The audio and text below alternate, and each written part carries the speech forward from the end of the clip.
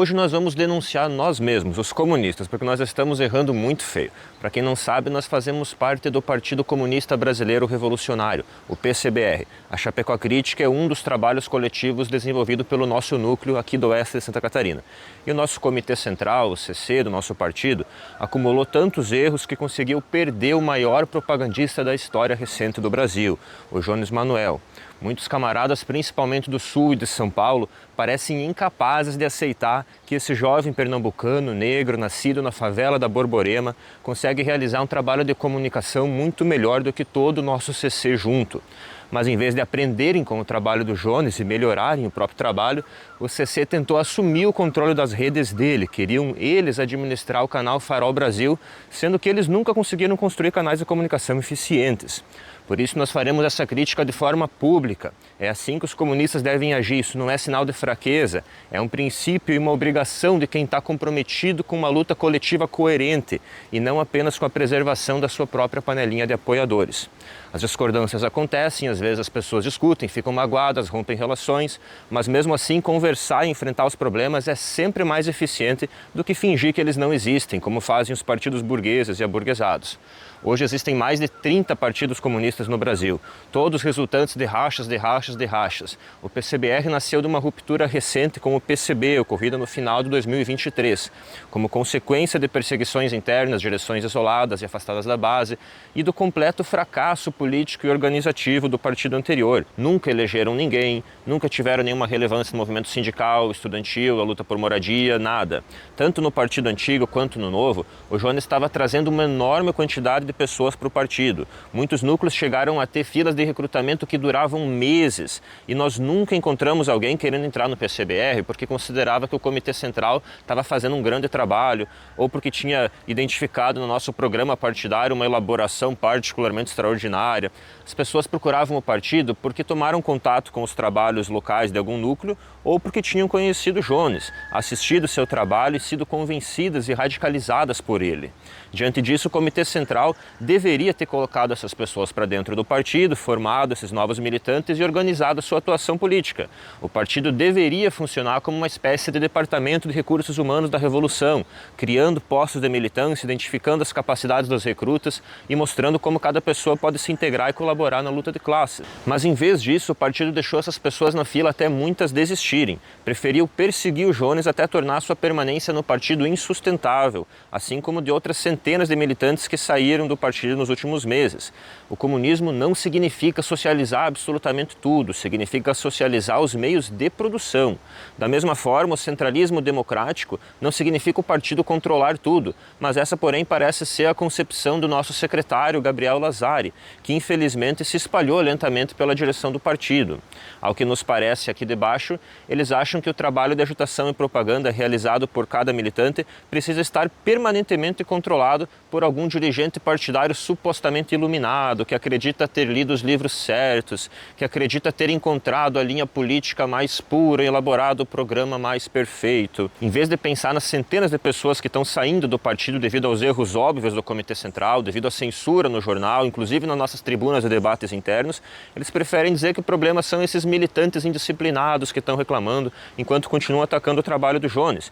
Em meio a tudo isso, o Gabriel Lazari achou importante escrever um texto gigantesco para atacar de forma tosca o programa proposto pela bancada da esquerda radical, que o Jones estava puxando, acusando o programa de ser aquilo que todo mundo já sabe que ele é, um programa de reformas. E não tem problema nenhum nisso. Ser comunista não é dizer revolução ou nada. Isso é extremamente infantil. Mas aí vejam, com as eleições se aproximando, o Comitê Central deveria oferecer todo o apoio possível ao nosso maior propagandista do partido. Mas em vez disso, Gabriel Lazari e seu grupo decidiram que esse seria o momento adequado para insistir na tomada das redes sociais do Jones. Chegaram a defender essa posição, mesmo que isso levasse o canal à falência. Um completo absurdo. O Farol Brasil não é produzido apenas pelo Jones. Ele conta com vários camaradas que só conseguem ser remunerados e se dedicar a esse trabalho porque o projeto atingiu um grande alcance. Inclusive, a família do Jones é sustentada pelo trabalho dele no canal. Não é um hobby, é o trabalho dele. O que aconteceria com o maior veículo de comunicação da esquerda radical brasileira se o partido assumisse, uma vez que já deixou claro que não sabe fazer trabalho de comunicação? Nós podemos nos dar ao luxo de perder centenas de milhares de telespectadores já radicalizados ou em processo de radicalização. Em troca do quê? O Jones, o que a gente ganha com isso? O Jones já estava oferecendo espaço para o partido no canal, estava à disposição do partido para usar, para falar com o público que o Jones conquistou, mas o partido não conseguia fazer nem isso, ia administrar o canal quando? Aí, justamente em período de eleições, o Comitê Central prefere transformar essa falta de centralidade partidária na sua principal preocupação. A verdade é que esse grupo de dirigentes não teve humildade para trabalhar ao lado de um militante cujo alcance sempre foi muito maior do que o do próprio partido. O partido tem centenas de militantes à disposição espalhados pelo país, muitos deles querendo trabalhar pela causa, contribuindo financeiramente com a organização, e mesmo com toda essa estrutura, o CC perdeu de forma evidente para o Jones e para sua equipe altamente qualificada do Farol Brasil. O Farol Brasil está com 660 mil inscritos, o PCBR tem pouco mais de 11 mil, e se a gente olhar para o alcance, principalmente para a influência na luta política, para a capacidade de organizar trabalhadores, aí as diferenças são ainda maiores. A direção devia ter buscado aprender com o Jones, mas não tiveram a humildade necessária para isso. Essa crítica não é uma defesa identitária do Jones, não é personalismo, como muita gente que ataca ele alega. Nenhum dos nossos argumentos aqui depende da personalidade do Jones. Tem inclusive camaradas entre nós que discordam de algumas das posições e táticas do Jones. Mas aí vejam, os membros do PCBR têm dezenas de páginas espalhadas pelo país, mas a direção nunca demonstrou a mesma preocupação em controlar essas outras páginas. Uma das prioridades do nosso programa é formar mais agitadores e propagandistas, multiplicar pessoas capazes de realizar trabalhos como o do Jones. Mas nos últimos 2 anos praticamente não teve avanço nenhum nessa área. Apesar de vários camaradas estarem realizando bons trabalhos, o CC não conseguiu fazer nada. No Rio Grande do Sul, os camaradas fizeram importantes denúncias contra a rede Zafari, que mantinha trabalhadores numa escala de 10:1.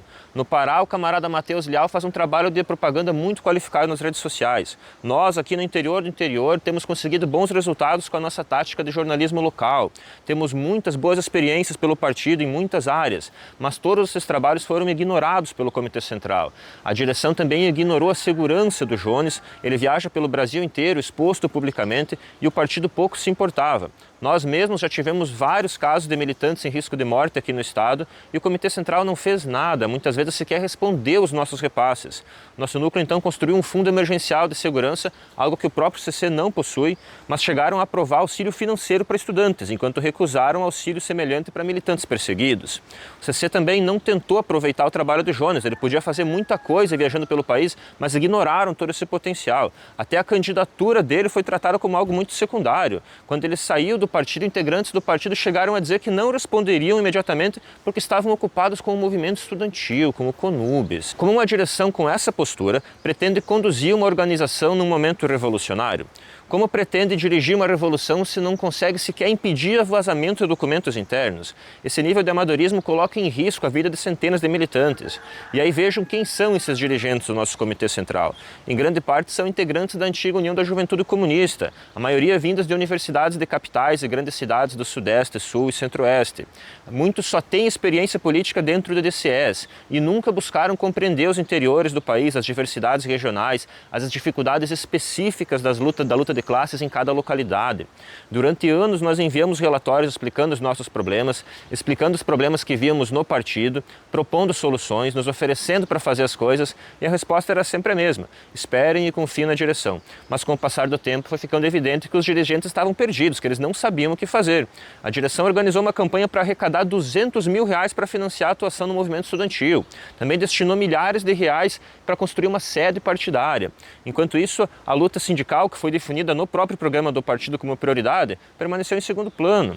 A ocupação Carlos Marighella, aqui em Palhoça, onde camaradas como Felipe Bezerra e muitos outros vêm realizando um trabalho social extremamente relevante naquele território, estão recebendo ameaças de morte diariamente, receberam pouquíssimo dinheiro, atenção, o apoio político do Comitê Central. O Comitê Central negligenciou totalmente a ocupação Marighella. A maioria dos militantes que se formaram lá dentro acabaram saindo do partido. A direção negligencia até mesmo o próprio jornal partidário. O jornal O Futuro não consegue disputar a linha política nem consolidar um papel relevante na cobertura cotidiana das lutas da classe trabalhadora. Nós que atuamos aqui no interior do interior, numa cidade pequena, conseguimos construir uma comunicação com um alcance maior do que o próprio jornal nacional do partido. E aí, quando a gente tenta ajudar a melhorar o jornal do partido, o Comitê Central nos impede. Nós enviamos matérias para o jornal que chegaram a levar 3 meses para serem publicadas. Enviamos vídeos já faz mais de 4 meses que até hoje não foram publicados nem receberam resposta se vão publicar ou não. Como é possível trabalhar com notícias e informação na era da internet com 4 meses de atraso, gente? Não é possível. possível, é feito para não funcionar. Sob um discurso de que eles buscam produzir um conteúdo extremamente qualificado, esse grupo de universitários que dirige o partido construiu um jornal que quase ninguém lê, nem os próprios militantes. A maioria só lê a manchete e curte a postagem, porque não faz sentido. Aí agora lançaram uma revista internacional, apresentaram como uma grande conquista. Mais um documento maravilhoso, tenho certeza. Parabéns para quem escreveu, mas que infelizmente ninguém vai ler. São inúmeras horas de trabalho militante desperdiçadas porque a direção não faz e não deixa os outros fazerem. E o pouco que fazem é extremamente ruim. A estrutura operacional do jornal O Futuro é muito amadora. A maioria das matérias que os militantes se esforçam para escrever só recebe um card com letras minúsculas orientando o público a acessar os stories e clicar num link externo para somente então ler a matéria completa. Gente, isso não funciona. Menos de 2% das pessoas clicam em links externos. Apesar disso, o Comitê Central insiste em negar a realidade óbvia. O Partido Comunista deveria funcionar como uma grande estrutura de recrutamento e organização da classe trabalhadora para a luta contra o sistema capitalista. Mas na prática, porém, o PCBR começa a funcionar como um pequeno grupo de amigos, como aconteceu com dezenas de outros partidos comunistas pelo Brasil. As pessoas se fecham e se isolam, reproduzindo os mesmos problemas que existiam lá no antigo PCB. E aí a direção começa a não aceitar mais críticas. Qualquer questionamento é tratado como fracionismo. Todo tipo de justificativa é utilizada para negar a existência desses problemas. Não é a hora certa de criticar, não é o lugar certo, não é o jeito certo. Tudo para continuar errando, para continuar sendo derrotado pela burguesia. Como afirmou o camarada Eribaldo Maia nesse texto muito bom, existe um verdadeiro fetichismo pela derrota. A ideia de que é melhor permanecer pequeno e continuar puro, de não fazer nada para não correr o risco de errar. A direção evita até mesmo dialogar com outras forças políticas, chega a ser caricato. A direção queria que somente militantes do PCBR fossem convidados para entrevistas no Farol Brasil. Uma tentativa de isolamento, uma lógica de seita, uma postura dogmática, antimarxista e bastante arrogante e desagradável de se lidar. Nós deveríamos fazer o contrário, dialogar com amplos setores da sociedade, divulgar a proposta comunista que também inclui reformas, aliar as lutas imediatas com as propostas da bancada da esquerda radical e com a luta revolucionária. Marx dizia levar a proposta comunista a todas as classes, debater publicamente e mostrar que o capitalismo é a causa estrutural dos problemas das pessoas e que esse sistema pode e deve ser superado. Mas aí sempre aparece alguém dizendo que tem muita coisa para fazer, que não tem gente suficiente, que não estão dando conta, mas isso é mentira. É óbvio que muitos camaradas trabalham para caramba, 40, 50, 60 horas semanais, mas mesmo assim muita gente tem umas horas disponíveis, muita gente está disposta. Nós mesmos já nos oferecemos para assumir tarefas que a direção demonstrava que não conseguia executar. Tem muitas pessoas com capacidade técnica, com competência, basta serem organizadas para trabalhar na luta de classes. O caso de Theo Dalla deixa isso explícito. Aqui no Rio Grande do Sul, ele e os camaradas queriam construir um veículo de comunicação semelhante ao Farol Brasil e eles se ofereceram para fazer isso que está funcionando na prática por dentro do partido. E o Comitê Central acusou o grupo de fracionismo e expulsou o Theo e outros militantes. A resposta da direção tem sido tratar qualquer divergência como um ataque. Eles estão ultramelindrados, expulsam os militantes sob o argumento de defesa do centralismo, como se a direção estivesse expurgando o partido de pessoas indisciplinadas, como se isso fosse um exemplo de comprometimento e não eles desmontando o próprio partido. O resultado é que camaradas experientes, capazes de trabalhar com autonomia, interessados em defender o programa do partido, camaradas valorosas que levam anos para serem formadas nas lutas, acabam impedidas de agir, são impedidas de fazer até mesmo as coisas mais banais em nome desse suposto centralismo. Uma direção nacional deveria priorizar a integração dos trabalhos locais, fortalecer a comunicação de massas, distribuir tarefas e responsabilidades, organizar as prioridades do coletivo.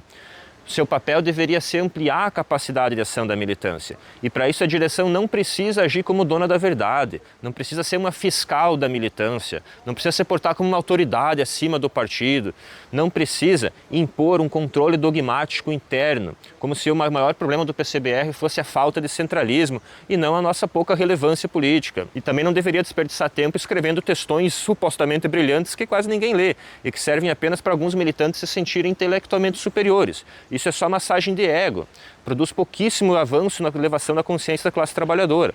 E com isso nós não estamos desprezando a teoria. É fundamental ler, estudar os clássicos com profundidade, entender os problemas atuais, mas a teoria sem a prática, na melhor das hipóteses, ela é inútil. E na pior, ela serve para pessoas arrogantes ficarem se considerando superiores às demais. Apesar das críticas, nós continuamos no partido, porque apesar da direção nacional, o partido ainda funciona minimamente. Nós vimos na prática muitos militantes de diferentes regiões do país conseguirem em pautar greves, ocupações, montar canais de comunicação, organizar movimentos culturais, levantar a pauta do fim da escala 6x1. E por isso nós achamos muito importante disputar os rumos do PCBR no próximo congresso no ano que vem. Achamos plenamente possível mudar certos dirigentes e iniciar uma nova fase do partido. Apoiamos o camarada Jones, apoiamos o programa da bancada da esquerda radical, consideramos uma ótima iniciativa que pode ajudar a constranger todo o Congresso, levantando pautas relevantes para a classe trabalhadora. E se você quiser trabalhar com o nosso núcleo e ajudar a construir agitação e propaganda comunista, chama a gente aí no privado. Valeu e até a próxima.